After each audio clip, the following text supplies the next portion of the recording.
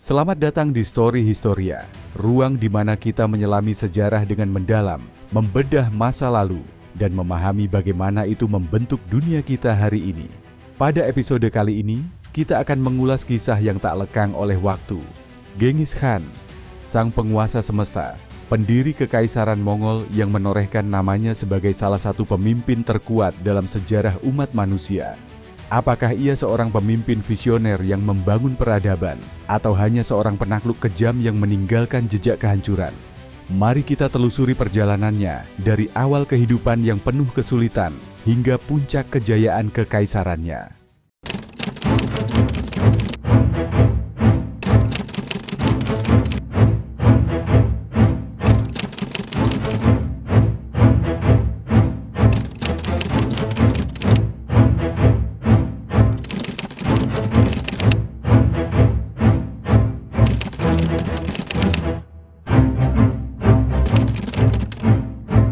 Nama asli Genghis Khan adalah Temujin, sebuah nama yang berarti pejuang baja.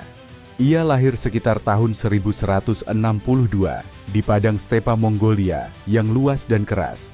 Namun, seperti apa masa kecilnya? Temujin adalah putra dari Yesugei, seorang kepala suku yang disegani, dan Hoelun, seorang wanita tangguh yang nantinya menjadi tokoh penting dalam hidupnya.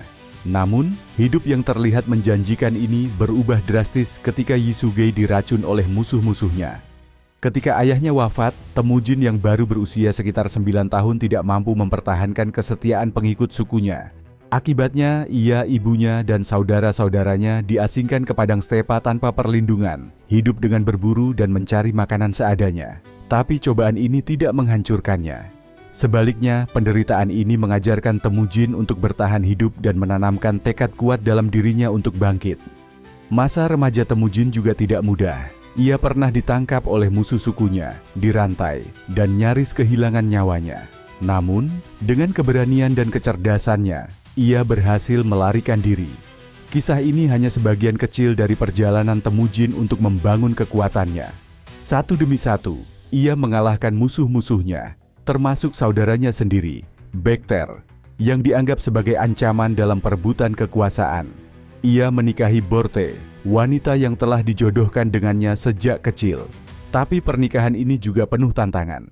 Ketika Borte diculik oleh suku Merkit, Temujin menyusun aliansi dengan kepala suku lain untuk menyelamatkannya. Keberhasilan ini menjadi titik awal reputasinya sebagai pemimpin yang tangguh dan cerdas.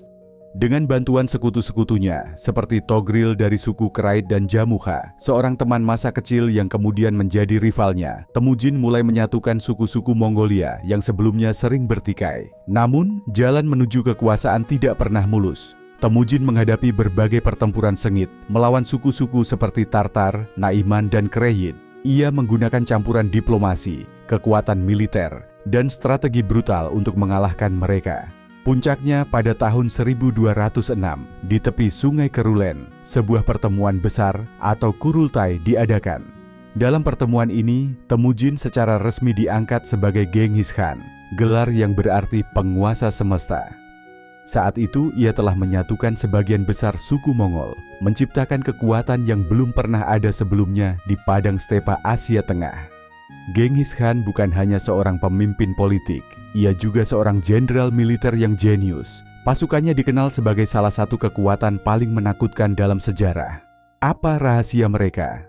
Para prajurit Mongol adalah pemanah ulung yang mampu menembak dengan presisi dari atas kuda. Kuda-kuda Mongol terkenal karena daya tahannya, memungkinkan pasukan bergerak cepat melintasi jarak yang sangat jauh. Setiap prajurit memiliki beberapa kuda cadangan, memastikan kecepatan dan mobilitas pasukan tidak pernah terganggu.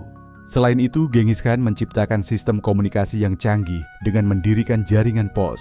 Kurir berkuda bisa menyampaikan pesan dengan cepat ke seluruh penjuru kekaisarannya. Namun, salah satu taktik paling efektif yang digunakan Genghis Khan adalah teror psikologis.